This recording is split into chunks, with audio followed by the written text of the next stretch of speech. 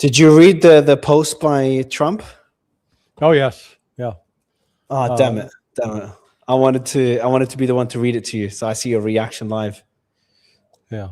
Well, I'd already had information. A friend of mine has talked to a White House source, said that the Chinese told Trump to go pound sand. Why? Like how? Like in the meeting, as in the meeting, he came and asked for help on Iran. They're like, hey, no. Yeah, he was, whatever request he made to the Chinese rejected it.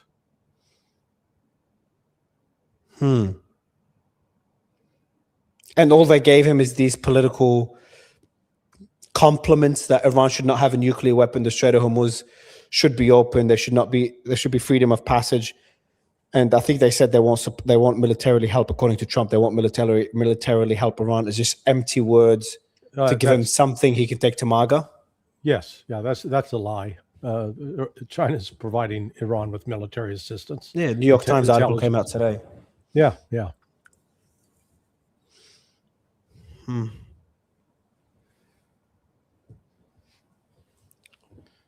Yeah. What do you make of that post?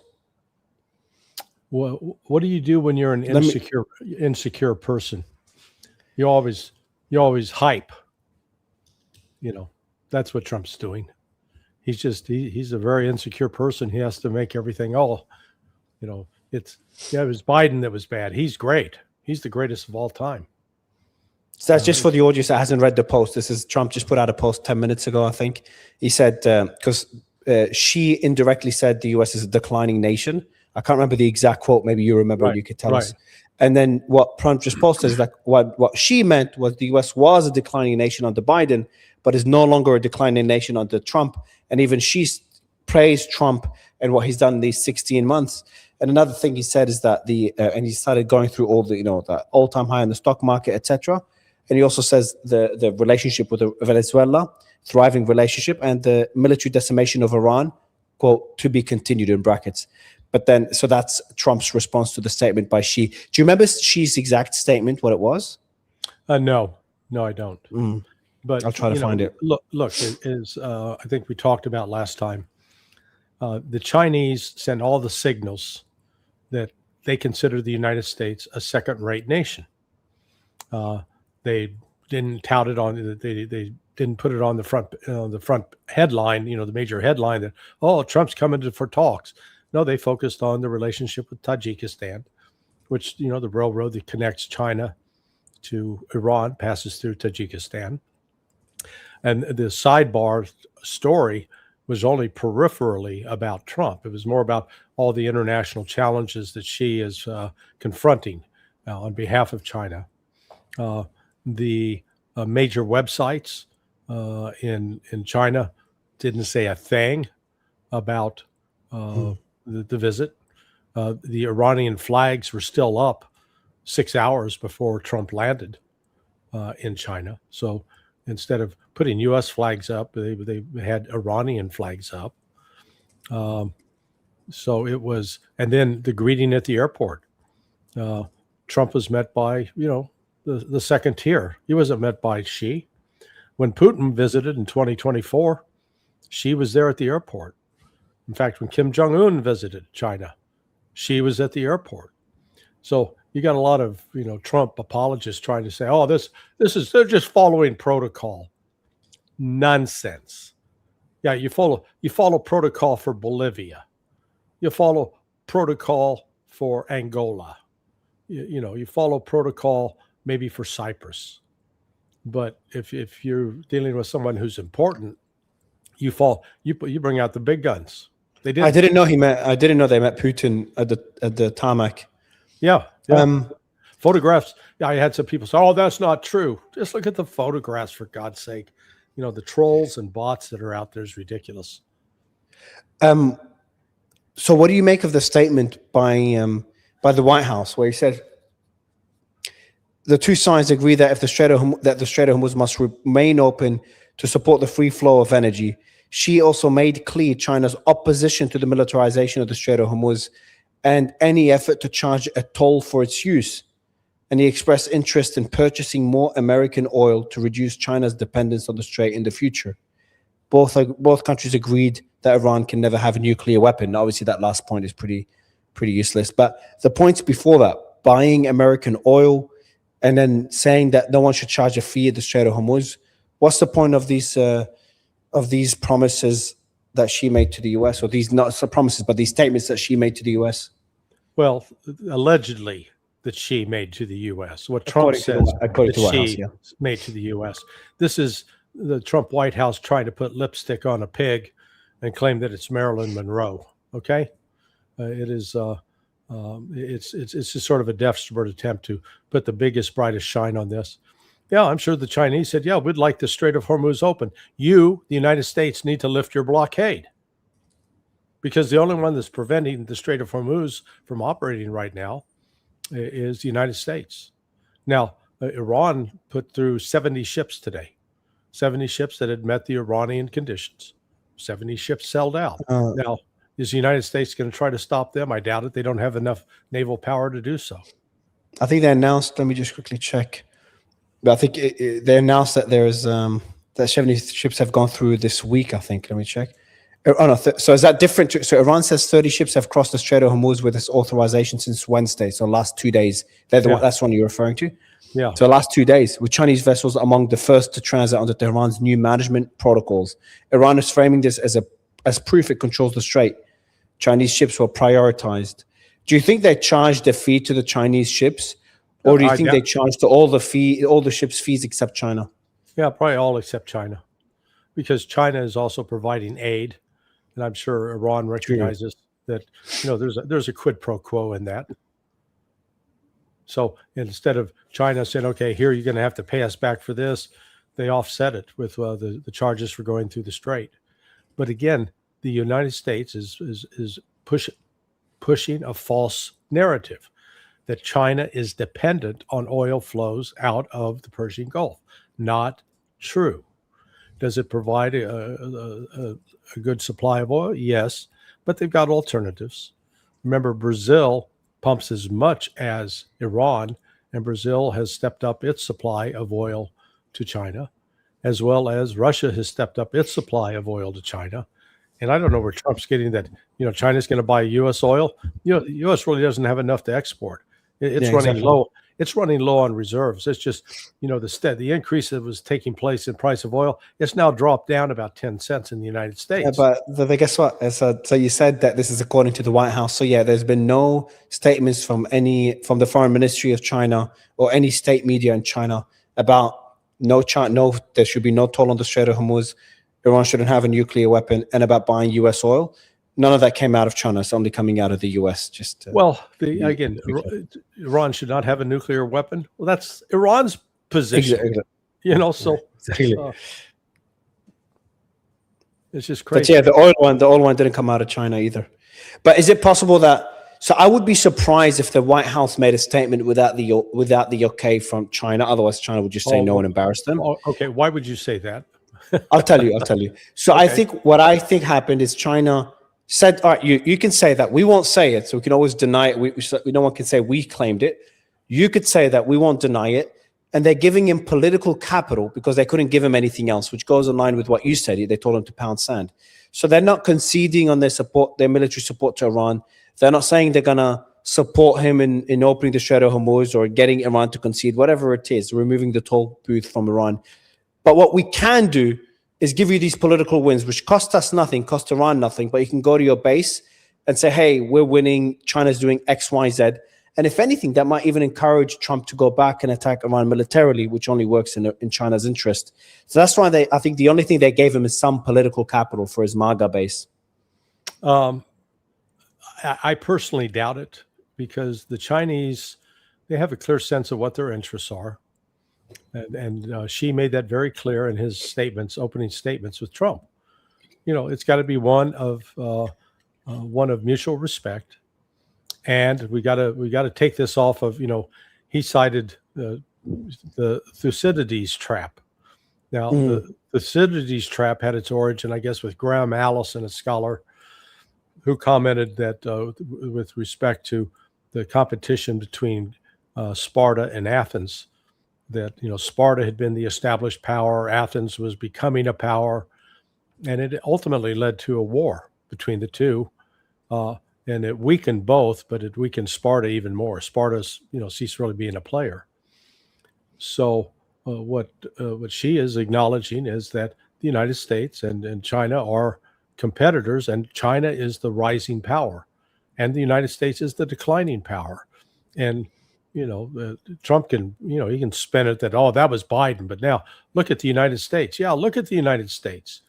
It's now added $2 trillion additional debt in Trump's first 18 months in office. That makes us stronger. It's lost 2 wars. Well, it failed to defeat the Houthis in the Red Sea, and then it has failed to defeat Iran. And in fact, the immense damage that Trump claimed to have inflicted on Iran turns out not to be true, according to the U.S. intelligence community. Yeah. So show me exactly where the United States is stronger. Its previous sanctions on China led China to respond by say, okay, we'll buy soybeans from Brazil. Screw the American farmers. And, oh yeah, no more rare earth minerals for you, which is what the United States absolutely must have without any alternative in order to build weapons that it wants to use against China. China's holding the cards here. Trump held no cards. Have you seen? There is a viral video going out. It's not the Lego one, but it's Trump at a table playing Uno with the Iranians. And I haven't seen that. Yeah, it's hilarious because at the end, the Ayatollah Mustafa Khamenei plays the last Uno card, which in Uno, once you run out of cards, you win. And Trump's sitting there holding like 8 cards going, see, I hold all the cards. And Iran goes, yeah, and you lost. Was it released? Was that a video released by Iranian? Yeah. Officials? Oh, really? Out. Oh, yeah. They've got I was talking to Ali Hashim earlier. They said, Murray, they've got an incredible media machine system they built. Yeah, no, listen. And I should have told him, Larry Johnson's enjoying those videos. That's why he gets up for every morning. Yeah. Watches it with his morning coffee. I give them credit. Of all the countries in the world, there is not a country that does a better job of trolling, information ops, whatever you want to call it. I mean, they kick the ass of Russia, of China, of the United States, hands down, not even close. I mean, it's great content, it's well done, it's incredibly clever, and it's always got a biting sense of humor with it. And, that really appeals to me. So a few more things I wrote down. President Trump said, she is a great friend of mine. They, as in China, have promised they won't send any military equipment to Iran. So that's useless. And then there's a statement by China not long after the White House statement. All they focus on is Taiwan. President Xi stressed that the Taiwan question is the most important issue in China-US relations. If it is handled properly, the bilateral relationship will enjoy overall stability. Otherwise, the two countries will have clashes and even conflicts, putting the entire relationship in great jeopardy. Taiwan independence and cross-strait peace are as irreconcilable as fire and water. Safeguarding peace and stability across 2 Taiwan straits is the biggest common denominator between China and the US. The US side must exercise extra caution in handling the Taiwan question. Wow, the US side must exercise extra caution in handling the Taiwan question. So the only concessions that Trump could give is relating to Taiwan. Correct. And I just don't think the establishment in the US would allow that to happen. Well, that's true. And plus there's of course, the United States has been touting it's got this multi-billion-dollar weapons package with Taiwan, except, the problem, oh yeah, we're going to give you the PAC-3 Patriot missile system. How many you're producing right now? Oh, 55 a month, 60. How many are you going to give us? And at what time? Because, the United States has basically exhausted its inventory. So once the United States replenishes its inventory, Taiwan might get the stuff in 3, 4, 5 years. So, it's like selling somebody the Brooklyn Bridge. I'm looking at the statement by China, by the way. It doesn't even mention the word Iran. Oh, hold on. Yeah, nothing. Let me see if it mentions HORMUZ. No. Yeah. No, their issue is Taiwan. Taiwan and the U.S. sanctions that the U.S. imposes on the Chinese, and attempts to dictate to the Chinese how they must conduct their government. Those are sacred. Those are sovereign rights of China. Yeah, it doesn't mention Iran at all. Yeah, and that's why I think I think the pound sand reference that the Chinese told Trump, according to a White House source, is it regarded Iran. The United States wanted to get China to intervene to help basically bring Iran to heel. And what China is doing with Russia is they're in the process of constructing this new strategic security architecture in the Persian Gulf, which basically expels the United States from the Persian Gulf. That's where this is headed. Yeah. So how does it relate to what we're seeing in Iran now? What happens next day? We saw statements or reports from Israeli media. There's a security meeting they're convening this weekend. Let me see what the reports are. And Channel 12 saying they're expecting war. Khan News, they're expecting war, and that Israel's preparing for war. The president canceled his trip to the US due to unforeseen circumstances. So are the war drums up and going again? Israeli president canceled his trip due to circumstances preventing the visit at this time. And the IDF will enter the maximum state of alert starting tomorrow when Trump leaves China. Yeah, I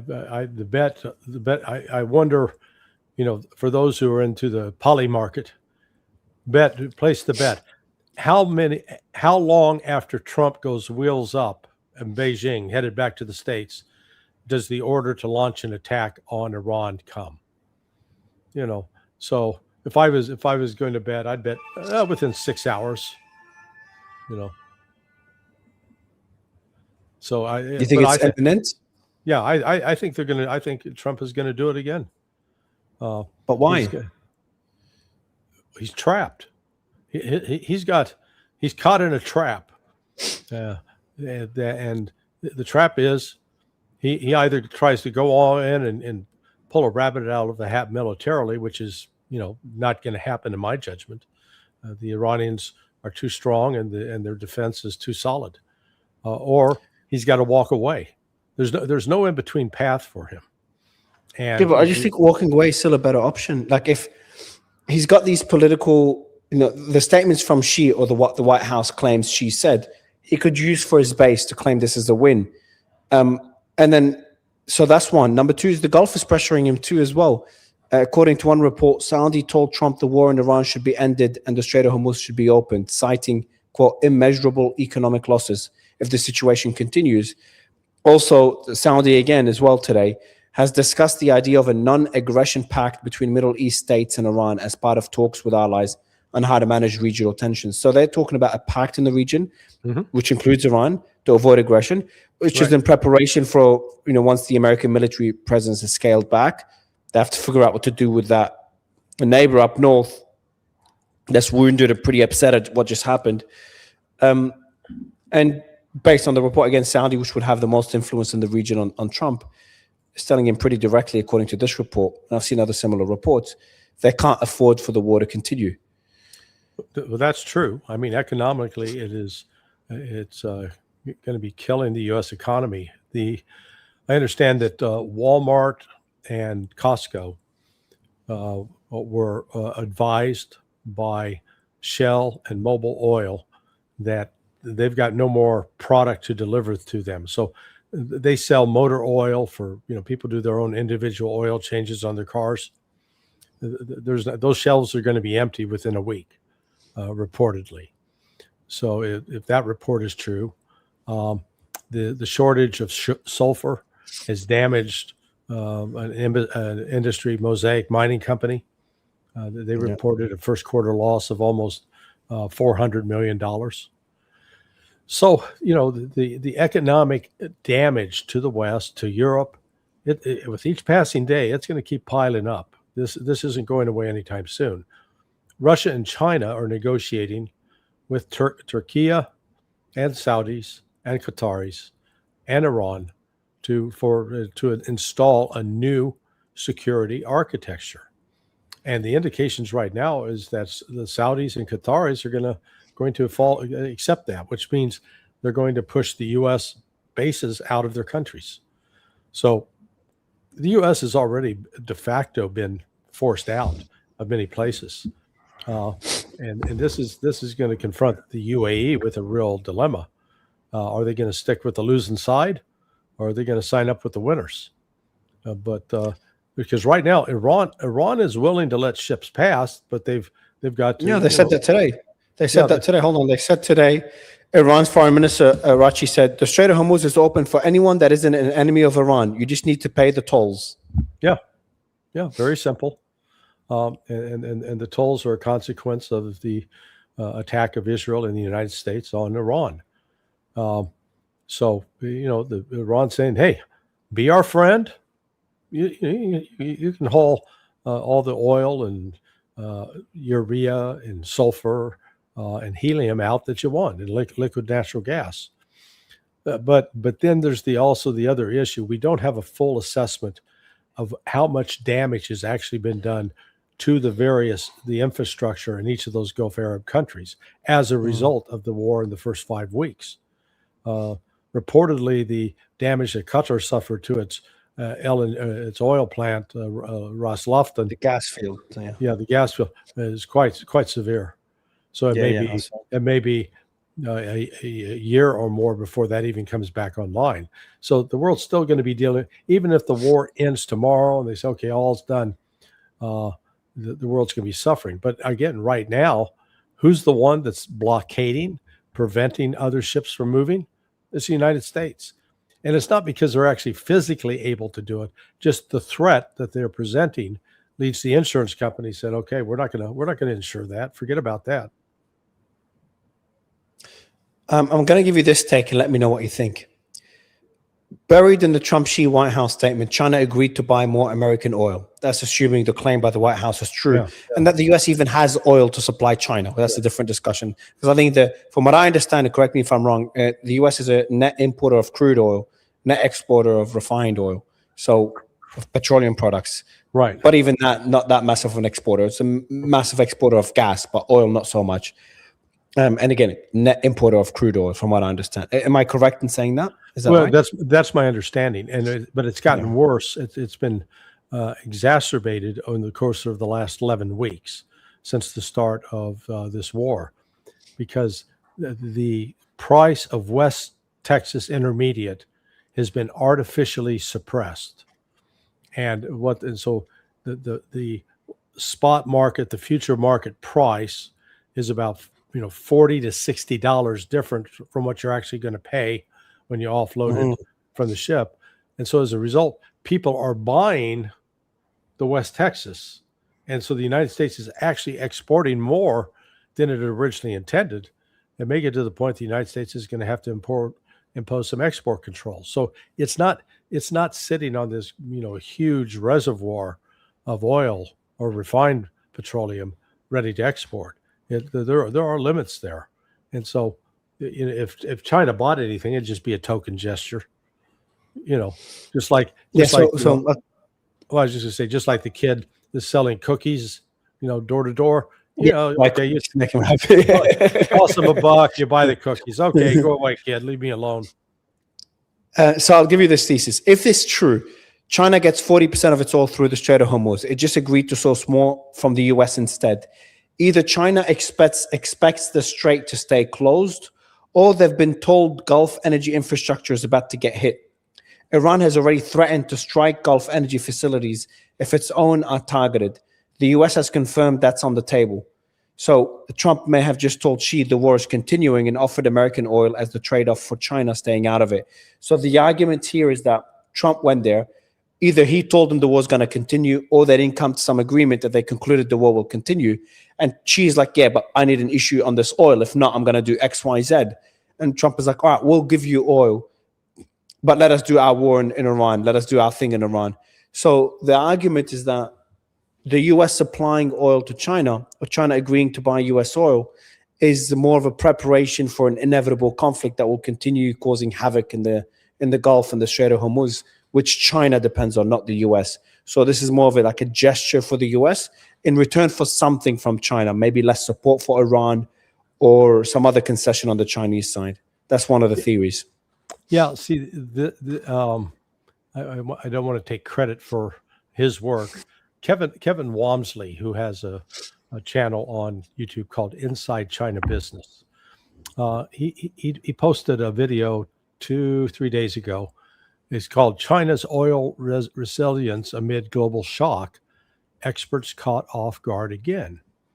And so what it points out is that said Western analysts, they widely expected that the closure of the Strait of Hormuz and U.S. actions against the Venezuelan oil flows would starve China of discounted crude and force them into painful consumption cuts, send global prices even higher, for thinking that Beijing was going to be scrambling around looking for oil. But China's oil majors, the oil producers in China, are currently net sellers of crude in both Europe and Asian markets. So inventories inside China, they're not being drawn down, and domestic demand has not collapsed. And Beijing has not issued emergency conservation orders or slashed industrial output, which moves that both Asian economies and European economies have taken. So part of the way that Brazil insulated, China got too many countries running. You went all through the entire BRICS, Larry. Yeah, that was so because BRICS is involved with this. So China has been diversifying through its Belt and Road Initiative. The example, Africa's largest refinery is built by Chinese engineers in Nigeria, and so China has expanded its oil ties with Brazil. Then you've got record Brazilian oil exports to China, which offset anything they lost from Venezuela. And then they've got long-term contracts with producers in Latin America, Central Asia, and Middle East that don't depend on going through the Strait of Hormuz. Plus, they did strategic stockpiling. So they've actually, the United States they've got a false assumption. They decided, China, they look on some of the paper without really doing the expanded analysis. Did China have any alternatives? And the answer to that is absolutely yes, not counting that they've expanded the receipt of oil from Russia. So if the Strait of Hormuz, if the theory, going by that theory, if Trump decided to continue the war, that means the Strait of Hormuz will be closed for longer and the Gulf will be hit hard because Iran would retaliate, as we've discussed, by striking Gulf energy infrastructure. Well, let me caveat that. Yeah, go ahead. Only if those countries allow their territory to be used by the United States to launch strikes, or they allow U.S. overflight. Which I don't think the U.S. would attack if they don't allow them. The U.S. doesn't have not having access to their bases in the region makes the war pretty much impossible. Now, it sure makes it difficult. That's for certain. They would have to rely upon a number of KC-135 air refuelers that would fly over Saudi Arabia and the western edge of the Persian Gulf, because any KC, take an F-35, it has a combat radius of like 550 miles. Well, if it takes out from Mawafat al-Salti Air Base in Jordan, that trip just to Riyadh is 800 miles. They can only go 550, so they'd have to be refueled somewhere west, like 300 miles west of Riyadh, and then they'd still have another, 350 miles to get to the Persian Gulf, which right away they're already, so you're looking at a massive logistics problem if they don't launch out of places like Al Dhafra in UAE or Al Udeid in Qatar, or Prince Saud Air Base in Riyadh. I want to ask you a question on Taiwan. Yeah. What does that mean for Taiwan? Because could Iran have been used as leverage by China to get concessions on Taiwan. There's that big arms deal that you were talking about that will take a long time to deliver. But obviously, China doesn't want to keep seeing those arms delivered to Taiwan and that military buildup in the South China Sea. So might have we have seen a concession happen in these negotiations between the two, where China concedes on Iran and the US concedes on Taiwan? Well, actually, I think the Chinese have probably revised some of their analysis. They now realize that the United States has depleted its stocks of critical weapon systems that it's offering to sell to Taiwan. So once again, the United States is offering to sell something it does not have. That's the critical point to understand. And I think the Chinese understand that. And furthermore, China recognizes that if the United States renews its attacks on Iran, it's going to use up even more of these already scarce weapon systems. So from China's standpoint, that's all the better. So that means the threat to make arms sales to Taiwan is a bit of a red herring. It's a threat that is not backed up by a lot of punch. So I don't think China feels that it's under any pressure to make that kind of deal. There's always because the reports are mainly for THAADs and Patriots, some Tomahawks as well. But JDAMs and other bombs, the Hellfire missiles and others, those bless you have not been depleted. Thank you. Have not been depleted. Yeah, but the artillery shells, etc. You understand the JDAMs are basically useless in that kind of conflict. They've got about a 50-mile limit. You can drop them, and they can go about 50 miles. Well, that's going to put any plane that's trying to drop that on China well within range of Chinese air defense systems. So that's sort of a meaningless threat. I'm saying, but there's still, I would say obviously everything is very depleted, but in terms of capacity, especially in the next couple of years, as they continue building their military arsenal, not at the speed of China, but there's still going to be something there. And if the US decides, they could still cause a headache, depending who you ask. Some say US would win in a war. Actually, most people say when they war gamed the war with China, including someone that was in Taiwan, Admiral Montgomery, he was in Taiwan. I think he war gamed it. It was classified what the conclusion was. But according to other people that have war gamed it, I think this is public knowledge, China won through all the sessions in war game against China, but US against China when it comes to Taiwan. But it will still cause more damage to China. It will make it harder to reunify if China decides to do it militarily. So is there no possibility that would have been used as a leverage card? So couldn't China have gotten concessions from the US in return for Iran? No, because China's already got, they don't have to imagine or theorize. They've now got two examples, real world military action by the United States in the last 12 months that definitively show the limitations of the United States in dealing with land-based defenses. The first was the Houthis in the Red Sea. And that, remember, go back and pull up what the Trump administration and, this knucklehead Hegseth were saying when they launched Operation Rough Rider in early March of 2025. We're not like that Biden administration, those bunch of wimps. They were afraid, et cetera. So we're going to show these Houthis who's boss. And so in the previous, let's see, 14 months, the Houthis had shot down on average one Reaper Predator, Predator MQ-9 Reaper drone, one a month. When Trump started Operation Rough Rider, the Houthis were shooting down one a week.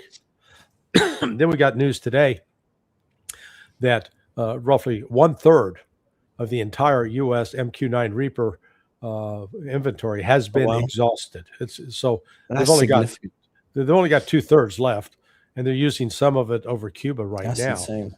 So, and then China saw what the United States did, because again, the attack of the United States on Iran is very similar to what the United States would have to do against China. Only one big difference. They would be dependent upon air bases in Taiwan only. There are no other air bases, or possibly Japan. So they'd be looking at launching attacks from Japan, Okinawa, and Taiwan.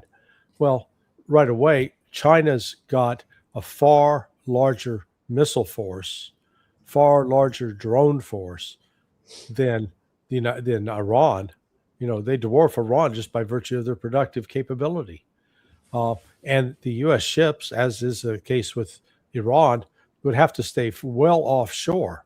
So again, it would be relying upon airstrikes. And now they don't have the JASSMs, and they'd be good enough for maybe 1 or 2 rounds of JASSM and Tomahawks, and then they're done. Plus, China's far larger. I mean, for God's sake, you've got far larger territory to cover to try to make China, somehow weaken. And they're forgetting that the Chinese get to fire back, and so this is a war that would expand, and within that, Russia's going to have China's back as well. So again, this talk of the United States, I think the Chinese have stopped taking the U.S. threat seriously, because the U.S. does not have the muscle to pull it off. Well, there's I think it's New York Times did a report on the sentiment in China about that meeting. Mm-hmm. China's nationalist and state-linked voices increasingly see Donald Trump as accelerating U.S. decline and unintentionally helping China rise. These are some of the points. 1, Chinese commentators argue Trump's tariffs, attacks on allies, anti-immigration stance, and political chaos weakened America more than China. A Beijing think tank tied to Renmin University of China released a report titled "Thank Trump," calling him an accelerator of American political decay. The report claimed Trump unified China internally and pushed it towards greater self-reliance against Western pressure. Chinese discourse increasingly frames the U.S. as a declining empire, with references to the American decline sharply increasing in official Chinese messaging. Chinese media uses examples like mass shootings, polarization, homelessness, and inequality as proof of Western democracy failing.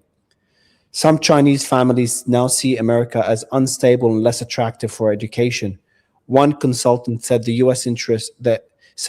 interest among his students dropped from over 80% a decade ago to around 45%. Wow. Chinese analysts believe Trump's more transactional approach creates opportunities for Beijing to extract concessions. Some Chinese scholars argue Trump may eventually seek compromise with China, especially if Republicans lose political ground domestically. The piece argues many in China now see Trump not as containing China, but as speeding up the geopolitical shift from U.S. dominance towards a more China-centered multipolar world. Yeah, well, and let's go on with indicators of who's progressing, who's growing, and who's declining. Right now, the top 20 engineering schools in the world, the United States, its top school, MIT, is ranked 13th. Chinese dominate the top 10. So that's number one. Then they came out with a study yesterday of reading proficiency in the United States. So the average score in the United States has declined 5 points since 2019. So 31% are not considered proficient in reading. 40% below the basic level. So, what you're looking at is the United States on an educational basis is going backwards. It's not increasing. It is China and Chinese students increasingly they're turning to Chinese universities because, frankly, the Chinese universities are excelling over the U.S. universities. The adult literacy in the United States is appalling. So right now, an estimated 54% of adults read at the 6th grade level or lower. Now, it's one thing. I guess when I was in 6th grade, I read Catcher in the Rye. but I was considered, an advanced reader. But when you still don't have critical thinking skills well developed with sixth grade level reading. Whereas in China, their literacy rate is almost universal. The United States has fallen way down. So the Chinese, they're not making propaganda. They're actually objectively reporting on the facts. That pick whatever measure you want of crime, childhood poverty, literacy, graduates from high school, STEM graduates. The United States is lagging in all of those. But I thought on the schooling side, the US still dominated the top 20 schools. I'd be surprised on I understand the literacy dropping and the school scores. I haven't looked into it, but I saw them dropping. But in my view, it's still the American and British schools would still be, and European schools would still be Run a quick. I haven't run this. Run a quick query. Just ask what are considered the top 10 universities in the world. I'll do it now. What do you want me to use, Grok or another one? Yeah, Grok's fine. I'll do it now. Grok's one of the better ones. By the way, do you another quick thing? I'll ask you while I do this. On the I'll do it now. On the Cuban side, I'll ask you that question. There's been a report that CIA Director Ratcliffe visited Havana to deliver a message from the US president to Cuban officials that the US is prepared to seriously engage with them on economic and security issues should they agree to fundamentally change. A CIA official reports Ratcliffe met with the Minister of Interior and others, including the head of Cuban intelligence. Quote, during the meeting, Director Ratcliffe and Cuban officials discussed intelligence cooperation, economic stability, and security issues, all against the backdrop that Cuba can no longer be safe haven for adversaries in the Western Hemisphere. Obviously, Cuba's not Iran, so Cuba can't do much against... What adversaries might those be? Obviously, that's just an excuse, yeah. I'm not going to even debate that. I can't even play devil's advocate for this. But what do you expect to happen in Cuba? Because that's something I don't know much about at all. I know a lot more about the Middle East than Cuba. Well, obviously the United States militarily outmatches, has a superiority over Cuba. But what's he going to do? He's going to land troops. If the United States decides to land troops and try to occupy Cuba, it's going to face a guerrilla force, an insurgent force that will be ambushing and killing Americans. So they got to step back and say, okay, what's the bottom line here? Cuba wants to remain sovereign. It has, it's not the kind of dependent relationship it had with the Soviet Union. I mean, when the Soviet Union collapsed, China was, Cuba was in trouble. But the reason Cuba has been unable to prosper economically is because of U.S. sanctions. And unfortunately for Cubans, they got cigars, they got rum, they got bananas, they got sugar cane. That's about it. And they've got beautiful beaches. But, they're not the only country in the Caribbean with beautiful beaches. Their only advantage is they're closer to the United States. So people that want to go have a Latino experience for vacation, they could make a hop and a jump to Cuba. So it's not clear what the United States wants, other than we want to control who is president in Cuba, so he'll do what the United States tells him to do. Cuba really it's not strategically, it doesn't gain you anything other than bragging rights. Yeah.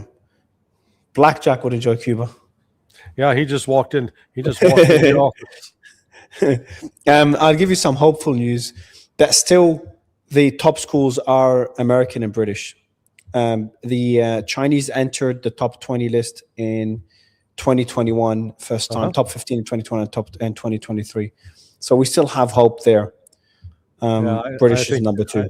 I think you'll see that those. I don't know what the source is of that one. Yeah, those numbers will rapidly reverse in the coming 4 years. Just like the banking one? Yeah, just like the banks.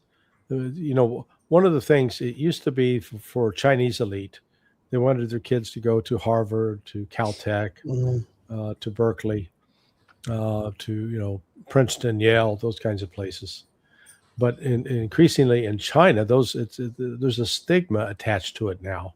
Yeah, well, the numbers I just mentioned, according to Chinese media, went down from 80 something to 40% of Chinese students that are 80 something to 45 that are looking at going to the US. Yeah, yeah. So, basically, Chinese students with U.S. education, they're actually being discriminated against in China. They don't automatically get the best job offers. A lot of that's been reserved for Chinese kids that went to some of the better schools in China. So, like I said, this is what comes when you have a declining state, both a declining nation, which is the UK and the United States and Europe for that matter, and rising, the dynamics that are present in China are just off the charts. Again, how many aerial,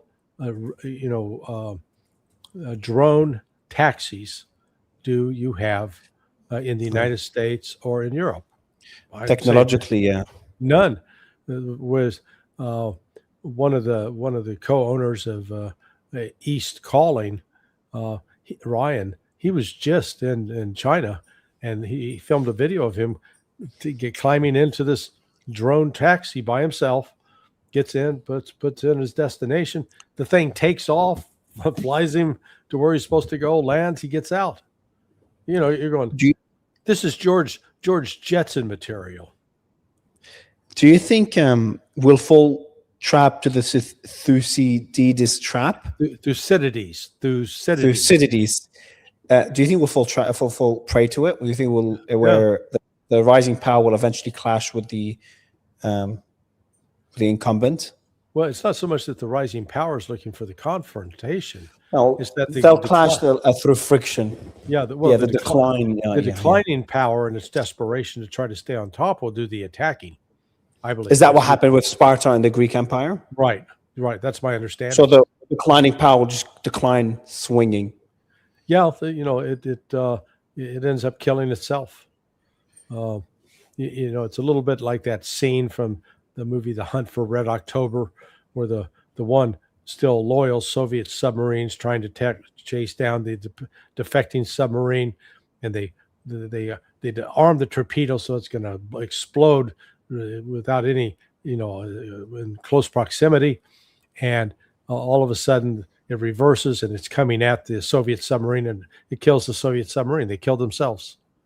So that's what I see taking place here. The United States, with all of its aggressive anti-Chinese initiatives, is basically killing itself, because instead of creating a desire on the part of the Chinese to cooperate, to want to have good relations with the United States, apart from what Xi Jinping said yesterday, more Chinese are, they don't want to have anything to do with the United States. We're seen as a bully. We're seen as uncouth and as intent on being violent. And China wants no part of that. Yeah. And the Thucydides trap, the conflict happens mainly because the ruling power fears losing dominance as the rising power grows stronger. In the original case, Athens was rapidly rising in wealth, navy, and influence. Sparta feared losing its position as a dominant Greek power. The Thucydides summarizes it famously, quote, "It was the rise of Athens and the fear that this instilled in Sparta that made war inevitable." So the key driver was rising power pushes outwards, existing power resists decline, fear, mistrust, arms race, and alliance tensions escalate into conflict. So what she's trying to do is try to avoid that fear, because that fear is what leads to the eventual conflict. And so maybe his worry now, he knows it's inevitable, and he's trying to make sure the path is smooth. Yeah, China is not a country known historically for going to war. They're not Genghis Khan, and within that, they would rather find a peaceful solution. Note that China has 4 different types of hypersonic missiles. The United States, maybe one, and it's even questionable how reliable it is. The Dark Eagle. China surpasses the United States in industrial capability and output. China controls major supply chains. including the rare earth minerals that the United States does not have. China dominates the world in terms of electric vehicle production. China dominates the world in terms of electricity production. So, the United States likes to pretend, we're the world leader. No longer. Let's wake up to the fact that, we can't maintain the infrastructure in our own cities, whereas China is building spectacular infrastructure across this country. Now, and yet with all that, whatever debt China has accumulated, they're still lagging. With all their total debt is like 88%, whereas the United States total debt is something like 135%. So, and what keeps the United States afloat is dollar hegemony, the petrodollar. If you're going to buy oil, you got to buy it with a dollar. Now, no, Iran's saying buy it with the real or the yuan. Russia's telling people you're going to buy our oil with the yuan. So there's a push really to shift the financial purchases towards China and away from the U.S. dollar. And the fact of the matter is the U.S. dollar is declining as a source of, it doesn't enjoy the dominance that it once did. So this is still dominant, though. Still like 80-something% of global trade is through the US dollar. That's a big number. There's no alternative. Because the problem with the Chinese yuan is state controlled. Don't say that. Don't say that. There is an alternative. If but there wasn't an alternative. If there wasn't if there wasn't an alternative, then Brazil would not be buying items from China in exchange and selling its oil, selling its soybeans in yuan. So there is an alternative, and it's growing. The point is, look at the trend lines. The U.S. dollar trend line is not up; it is down. The Chinese yuan trend line is up, not down. So they're going in opposite directions. That's the point to focus on. It's not, is it happening right this week? Well, no, but the trend line where it's going in 4 years, right now, ask the question: are more countries, especially in the global South, are they buying U.S. Treasury bills or are they selling them? The answer is they're selling them. Ghalibaf posted about it today. Did you see his post making fun of it? No, I didn't. The latest yield. Yeah, he did today, making fun of the latest sale of the Treasury yield at the 2007 levels before the financial crisis. There it is. So the article by Financial Times is U.S. sells 30-year bonds at 5% yields for the first time since 2007. The $25 billion auction comes hours after data showing sharpest rise in producer prices since Russia's invasion of Ukraine. And then he puts out a statement saying, so you're funding Hexeth, the failed TV host, at rates unheard of since 2007, so he can cosplay as security of war in our backyard in HORMUZ. You know what's crazier than $39 trillion in debt? Paying a pre-GFC, so pre-global financial crisis premium to fund LARP, and all you'll get is brand new GFC, a new global financial crisis. So he's exactly right. I didn't read it, but I wasn't aware of it. But he's exactly right. That's not opinion. That's based on cold hard data. And that's where we've got to step away from all this political spin that particularly comes out of the West these days. And it's basically one lie upon another, where Trump says, "Oh, the United States is the hottest country in the world." God, I don't even understand why he uses that kind of language, because it's stupid. It's really the language of somebody who's not very smart. You want to say that the United States is the most popular country in the world, that the United States offers the most opportunity of any country in the world? I'd say no. If particularly he's talking about, hey, production of electronic vehicles, China. Production of smartphones, China. The United States isn't producing any of that. Production of computers, China. We're hinging our future on artificial intelligence, and the machines that run it, that make artificial intelligence possible, produce where? China. So the chips are still, but the American chips are still better. It's still China hasn't caught up with those chips. And the LLMs as well. Where are they produced? Taiwan. Thank you. And Taiwan is part of China. How dare you say that, Larry? How Yeah. dare sacrilege? That's almost saying as much as Putin is not a Nazi. You can't say that. Yeah, I know. Well, but China also. So once the United States tried to cut them off from NVIDIA, China said, "Okay, fine, we'll do our own chips," and they're doing their own chips. And they were the first to come out with Chat DeepSeek, which is comparable to Very ChatGPT, efficient, very cheap. and it's much but cheaper. Still the LLMs are still better though on the American side. From what I haven't looked into it in a while, actually, I can't speak much on it anymore. Yeah. But I worry. Like I worry about, to each their own. But I've enjoyed the beauties of democracy and freedom of speech. Not perfect. I was just talking to someone telling me how they're cracking down in the UK on like a Palestinian group, the Palestinian Action Group. Not sure if you know about it. It's just a Palestinian group that's damaging weapons factories, and they labeled it a terrorist organization, so you can't say anything about it. Like they censor anything you can say about it. They labeled Hezbollah's political arm, not the military. The political arm is a terrorist organization. Yeah, right. They're trying to they label IRGC as a terrorist organization. So okay, not perfect, but still far from where China's at. Completely censored. You can't look up certain historical things. So that's how they want to function. It is what it is, but that's not. It worries me. Look, if it's a multipolar world, I'm fine. So you are living in autocracy, you have that right. I'm living in Dubai, so I choose that. But I would still like to have other poles that are democracies where you live and where I'm a citizen of. Well, but look at what's Sebastian, what's his name? The president's National Security Council. Gorka. Yeah. Oh, he's been on the show a while ago. Yeah. Yeah. Remember, yesterday he claimed that Tucker Carlson is a domestic terrorist. Yeah, exactly. Yeah. But these are people trying to sabotage the system we have, and that we got to fight back. People I was interviewing Tucker's brother today. Tucker Carlson sabotaging the system? No, Gorka. Yeah, Gorka. Yeah, Gorka's. Gorka's and whoever's influencing him. Gorka's a Nazi thug, in my view.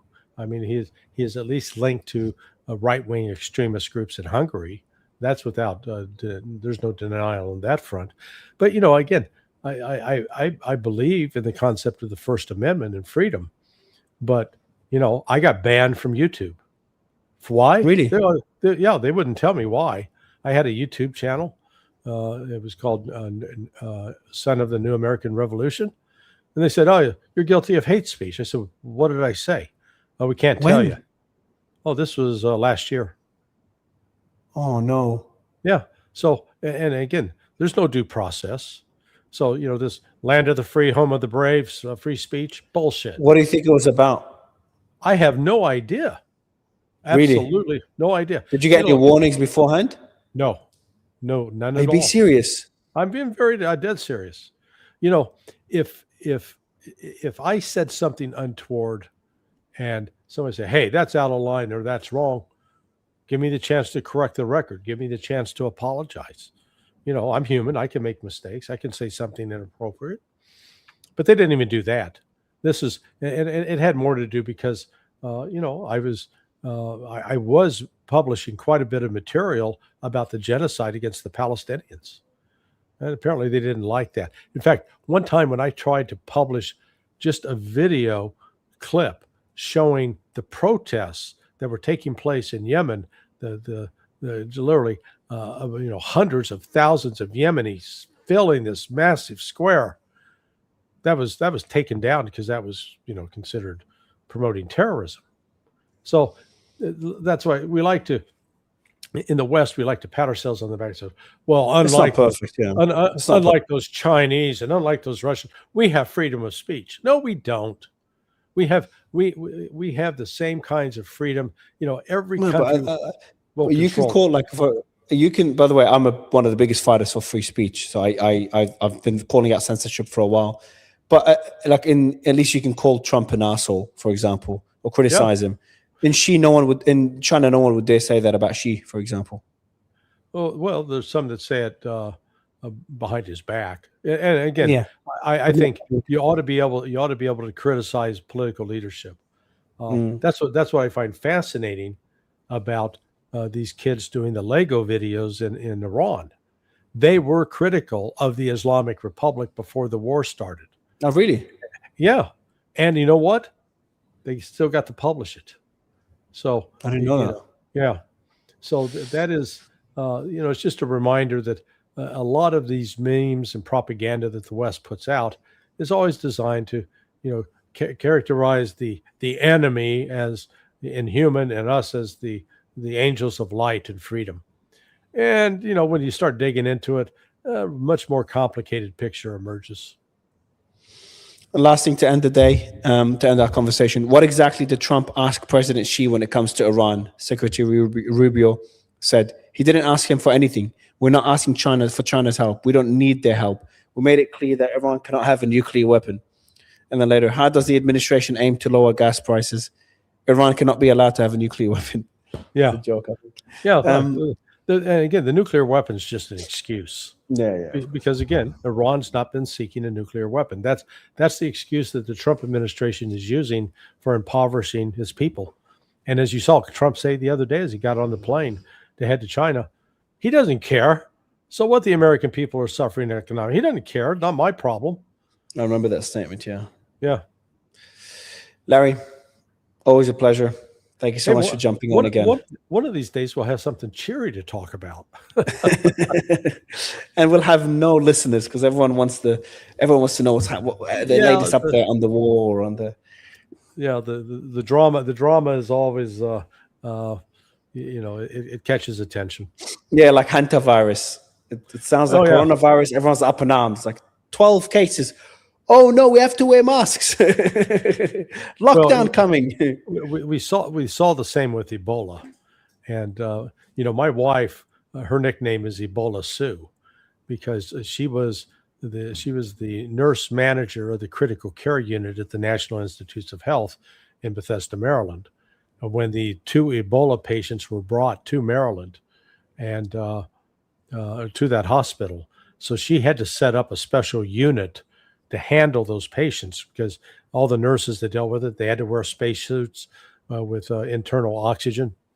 And actually the doc who went up and brought met the plane that brought the patients to the United States and then took them from the airport back to NIH. He's a family friend.